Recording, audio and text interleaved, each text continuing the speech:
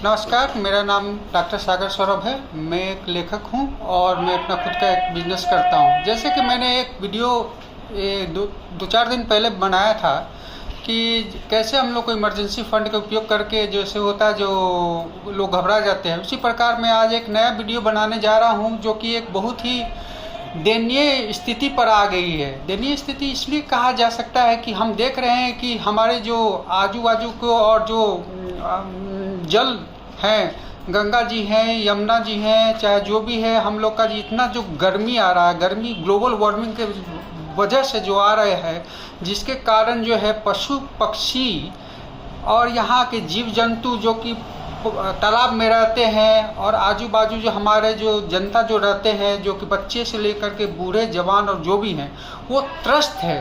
त्रस्त इसलिए है क्योंकि ग्लोबल वार्मिंग की वजह से जो तापमान का जो वृद्धि हुई है वो बहुत ही ज़्यादा दयनीय स्थिति में आ गई है।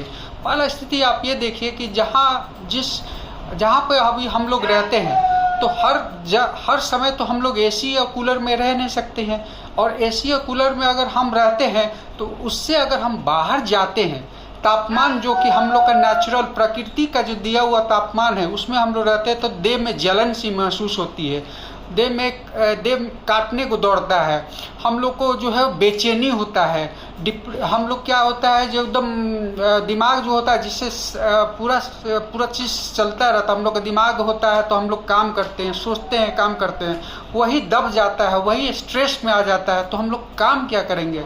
पसीना आता है, बेचैनी हो जाती है, पानी पीते हैं और बाहर जाते हैं तो स्वेटिंग आ जाती है। तो इससे हम लोग को बचने के लिए क्या करना चाहिए। जैसे हमारे एक बेतिया में हमारे एक मित्र हैं नीरज गुप्ता जी, जो ग्रीन इंडिया परिवार से जुड़े हुए हैं और वो चीफ एग्जीक्यूटिव है, अपना खुद का ही अपना चलाते हैं, अपना संस्था और एनजीओ चलाते हैं। तो बिहार का एक छोटा सा उदाहरण मैं कहना चाहता हूँ कि वो बेतिया से स्टार्ट करके और बिहार के जितने भी अच्छे अच्छे पढ़े लिखे विद्वान लोग हैं, चाहे एडवोकेट हो गए, चाहे जिला स्तर पर जो लोग होते हैं, डीएमएसपी के संरक्षण में मिलाकर उनको सहयोग मिलता है और वो ग्रीन इंडिया परिवार के ब्रांड एम्बेसडर भी हैं। तो बिहार के में जो हम कहना चाहते हैं कि अगर छोटी सी जगह से अगर मैं एक आता हूँ, वहाँ पौधा ये सब वृक्ष लगाते हैं, उसी प्रकार है हर एक स्टेट में एक जगह होना चाहिए और ये कंपलसरी के रूप में होना चाहिए। क्यों कंपलसरी के रूप में होना चाहिए? क्योंकि अगर हम पेड़ लगाते हैं तो उससे हमको क्या मिलता है, छांव मिलता है।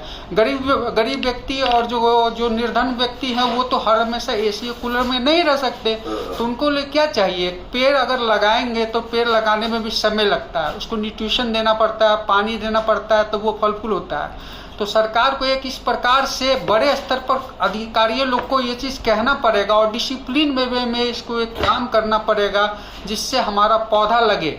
यहाँ तक कि बिहार से लेकर के अभी हम देख रहे हैं कि सरकार अभी हमारे स्टेट में एज वेल एज हमारे जो सेंट्रल गवर्नमेंट में है वहाँ पर बीजेपी की गवर्नमेंट है, तो सरकार को इस प्रकार से सोचना पड़ेगा। क्योंकि आप ये देखो कि जो व्यक्ति बाहर में भी काम कर रहा है वो काम कर सकता है क्या, जहाँ दिहाड़ी मजदूर है वो लोग काम कर सकते हैं क्या, और जो गरीब लोग हैं उन्हीं के कारण जो हम लोग का जो होता है, जो ये बंगला खड़ा होता है, वो बाहर में काम करते हैं, काम कर ही नहीं पाएंगे।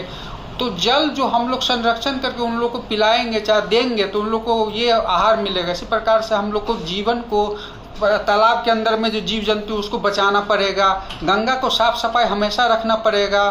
फिर इसके बाद फॉगिंग वाला जो होता है, फॉगिंग जो हम लोग दिल्ली में जो स्टार्ट किए थे, जो उसको देख करके हम लोग बिहार में भी लाए, उससे आपको एक स्टार्टअप भी आया था जिससे पानी का फॉगिंग होता है, जिसमें हम लोग को गर्मी से राहत मिलती है। पौधा लगाना बहुत ही ज़रूरी है। चिड़िया मर जाती है, गौरैया को हम लोग देखते थे कितना काँव काँव बहुत है, बहुत अच्छी सी बोलती रहती थी, अब बहुत विलुप्त हो चुका है।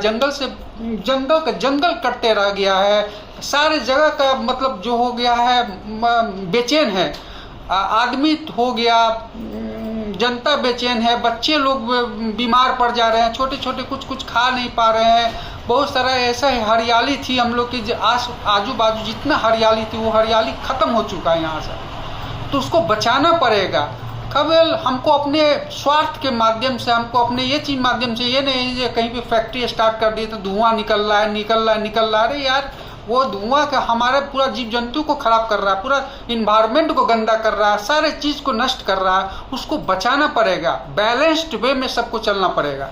आपको अगर यह भी देखना है बिल्डिंग बना दिए, अब बिल्डिंग के बीच में गैप अपने छोड़ दे रहे हैं, तो हम लोग को गुम्मी की तरह लगेगा जो कहाँ से हम लोग आ गए। हट्टी जैसे भट्टी में लोग बैठता है उस तरह से उबल रहा है, सब तरह से ये चीज़ होता है। इसको बचाना पड़ेगा। सरकार के वो एक नियम भी बनाते हैं, जैसे सांसद हमारे यहाँ से चुन के जाते हैं सारे स्टेट से, उन लोगों को एक जगह में अपने स्टेट में एक चीज़ करना पड़ेगा, नहीं एक ये कंपलसरी के रूप में। क्यों कंपलसरी? जब हम जिएंगे तभी ना हम काम कर पाएंगे। तो इस तरह से हमको ये चीज़ रखना पड़ेगा, काम करना पड़ेगा, फोकस करना पड़ेगा। हमारी जो गंगा मैया को बचाना पड़ेगा, गंदा हो रहा है उसको संरक्षण, ये चीज़, क्योंकि स्वस्थ शरीर में ही स्वस्थ मस्तिष्क का निवास होता है। जब सब सही ही नहीं रहेगा तो क्या काम करेंगे, मर ही जाएंगे। तो इससे मैं आग्रह करना चाहता हूँ नीरज जी के माध्यम से, जो वो अच्छा काम कर रहे हैं, उसी प्रकार से हर एक स्टेट में एक अच्छे व्यक्ति जो काम कर, अच्छे व्यक्ति मतलब जो काम कर रहे हैं, उनको ये चीज़ करना चाहिए। जो हाँ, जिला स्तर से हो, गांव स्तर से हो, सब जगह से, मुखिया स्तर हो, सब जगह में ये सब चीज़ होगा। जो पौधा लगाना जरूरी है, कंपलसरी है। धन्यवाद। जय हिंद, जय भारत।